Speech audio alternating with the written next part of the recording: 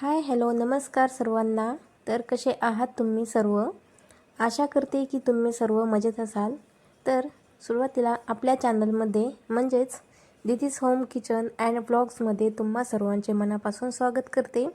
तर आज आपण बनवणार आहोत मेथीची सुकी भाजी, ती पण मुगाची डाळ घालून।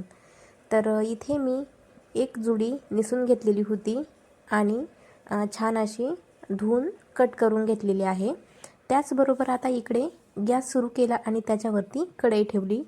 कढईच्या ऐवजी तुम्ही दुसरं कुठलंही भांडं वापरू शकता। आता कढईमध्ये घालायचं आहे आपल्याला तेल। तेल छान गरम होऊ द्यायचं आणि नंतर त्याच्यामध्ये जिरे मोहरी छान असे तडतडून घ्यायचे आणि नंतर थोडीशी हळद पावडर घालायची आणि त्याच्यामध्ये घालायची आता मेथीची भाजी। तर मी इथे छानपैकी तेलामध्ये इथे मेथीची भाजी मिक्स करून घेतलेली आहे आणि आता आपल्याला त्याच्यामध्ये घालायची मुगाची डाळ। तर मी इथे साल असलेली मुगाची डाळ घेतलेली आहे, जेणेकरून साल असलेली मुगाची डाळ ही खूप पौष्टिक असते। सालीच्या ऐवजी तुम्ही बिना सालीची डाळ घेतली तरी पण हरकत नाही आणि मुगाच्या डाळीऐवजी तुम्ही दुसरी कुठलीही डाळ वापरू शकता, म्हणजेच मटकीची किंवा तुरीची डाळसुद्धा याच्यामध्ये तुम्ही टाकू शकता, पण इथे मी मुगाची डाळ घालून करते।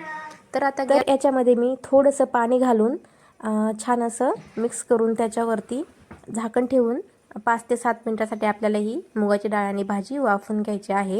पाणी याच्यासाठी टाकायचं जेणेकरून मुगाची डाळसुद्धा शिजते आणि मेथीची जी भाजी आहे ती करपतसुद्धा नाही खालून त्याच्यामुळे। तर आता छान असं मिक्स करून घ्यायचं। त्याच्यामध्ये घालायचं आहे आपल्याला मिरची पावडर।